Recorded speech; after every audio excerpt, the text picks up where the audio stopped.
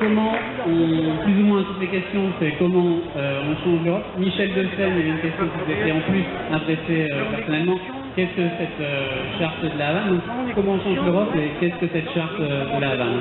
Il est possible de me ramener le micro à la table? Alors, comment on change l'Europe?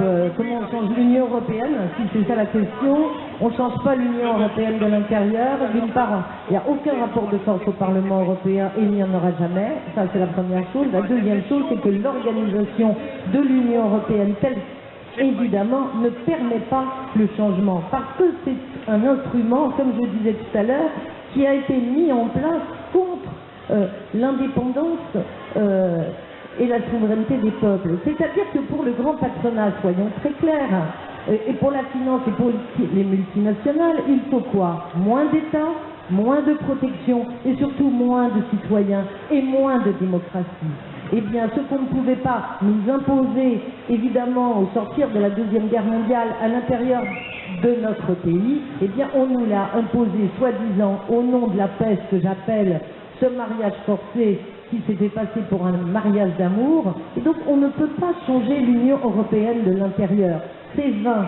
On le voit, et à chaque fois, bien sûr, que les députés du Front de gauche sont pleins de courage et de sincérité et de conviction. Mais qu'est-ce qui s'est passé depuis le dernier mandat? Qu'est-ce qui a changé dans l'orientation de l'Union européenne? Rien, 10 fois rien. Et aujourd'hui, l'Union européenne, elle a un mandat pour aller négocier le partenariat transatlantique qui a été dénoncé par tout le monde tout à l'heure. Donc, ne bousillons pas notre énergie à vouloir changer de l'intérieur un système qui a été construit pour nous faire plier et pour nous broyer. Oui, on peut sortir de l'Union européenne, c'est un contrat, on sort, il y a même un article qui prévoit de sortir. Et comment on fait? Évidemment, j'ai pas le temps de vous expliquer dans le détail comment on fait. D'ailleurs, le MPEP a sorti, en particulier Jacques Nikonov, un gros bouquin qui s'appelle Sortons de l'euro et qui explique pas à pas comment on peut sortir de l'euro. Arrêtons d'avoir peur de l'inflation. Tout ça, c'est du bourrage de crâne idéologique. On peut sortir tranquillement et revenir au franc, et pas pour être en repli national, pour construire de l'internationalisme et de la solidarité et de la coopération. J'en viens donc à la Charte de la Havane. J'ai pas le temps non plus dans les détails. C'est un accord qui a failli être signé en 1948 et qui n'a finalement pas été ratifié par les États-Unis, qui est basé sur l'équilibre des échanges, un équilibre de la balance commerciale. Ce que je vends, je t'achète à toi, pays X, eh bien, je t'achète pour tant, et toi, tu m'achètes pour tant, parce que toi, tu as tel besoin, et moi, j'ai tel besoin. Et on équilibre. Et ça, il faut à travers des accords bilatéraux, c'est-à-dire que les besoins de chaque pays, de chaque peuple ne sont pas les mêmes.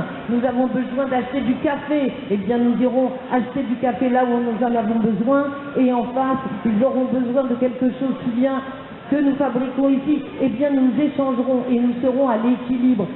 C'est à l'inverse même de ce que est le grand marché et de ce qu'est le libre-échange. Donc si vous voulez aller voir sur le site du MPEP, m-pep.org, vous verrez le texte de la Charte de la Havane. Vous le prenez, vous le lisez, vous le diffusez et vous verrez, on a tous les outils dans les mains. Et ces outils, ils ont été construits par ceux qui nous ont précédés, effectivement, et qui étaient profondément, sincèrement internationalistes. Merci Michel Delphen. Donc, comment on fait pour changer les choses en Europe? Et puisque vous avez une vision fédéraliste, qu'est-ce qui reste comme pouvoir à la nation?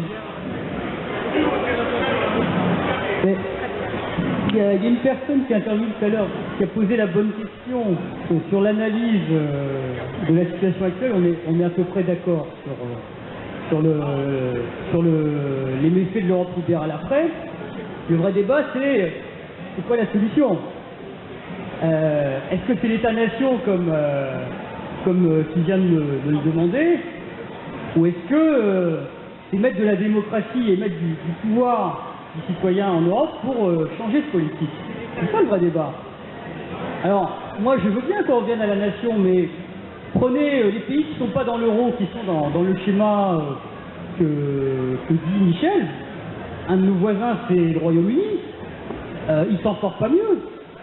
Et pourtant, ils peuvent dévaluer. et pourtant ils n'ont pas le pacte de stabilité, et pourtant ils ont une banque d'Angleterre qui monétise la dette publique. C'est-à-dire qu'il fait fonctionner à... Ben non, c'est pas limite, c'est exactement le schéma qu'ils nous proposent. Donc, c'est pas une garantie. D'autant que si demain on le prend, il y a quand même pas mal de risques en termes de prime de risque pour financer la dette publique, ça explose. Vous allez avoir une dévaluation par rapport aux autres monnaies qui va conduire à une baisse du pouvoir d'achat parce que l'inflation importée va augmenter, parce qu'on va payer plus cher. Ça peut écouter. Attendez, des arguments sérieux. On va payer plus cher les matières premières, l'essence, les denrées agricoles, etc., etc. Bon, ça il faut en avoir conscience aussi. Il y a du pour et du contre. Moi, je peux vous faire une colonne du pour et le contre. Dans tous les scénarios, vous avez du pour et du contre. Et le vrai choix, c'est un choix politique.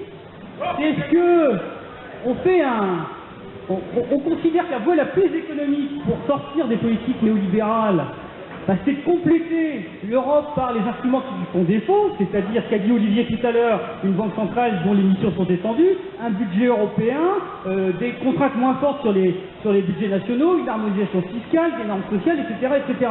Ça, c'est la voie la plus économique.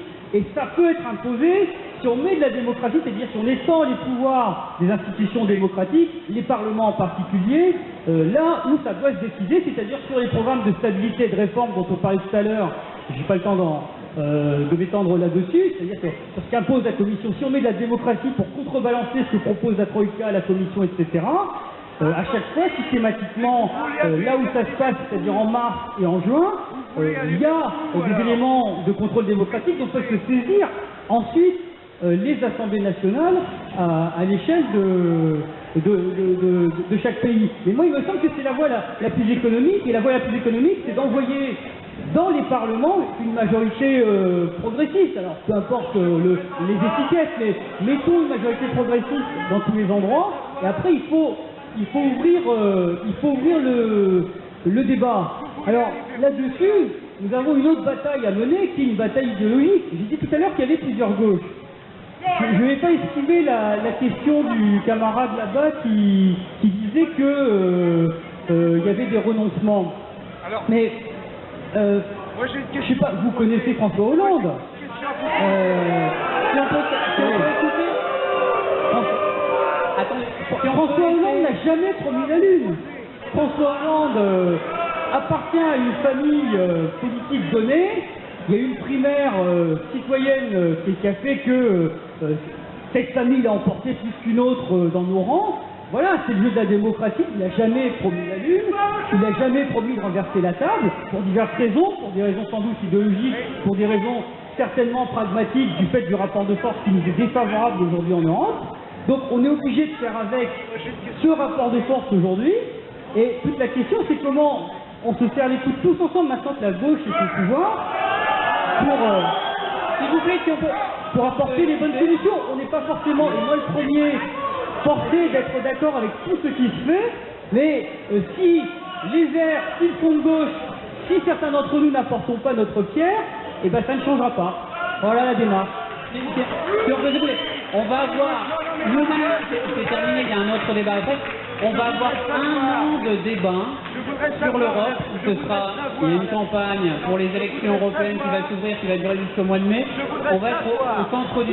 Le Parti Socialiste nous mène dans cette Europe. Où va-t-on? Vers quoi va-t-on? Parce que le peuple n'est pas informé de ce qui se passe pratiquement à l'échelle européenne. Il n'est pas vraiment informé. Vous n'informez pas. Quelle va être votre position?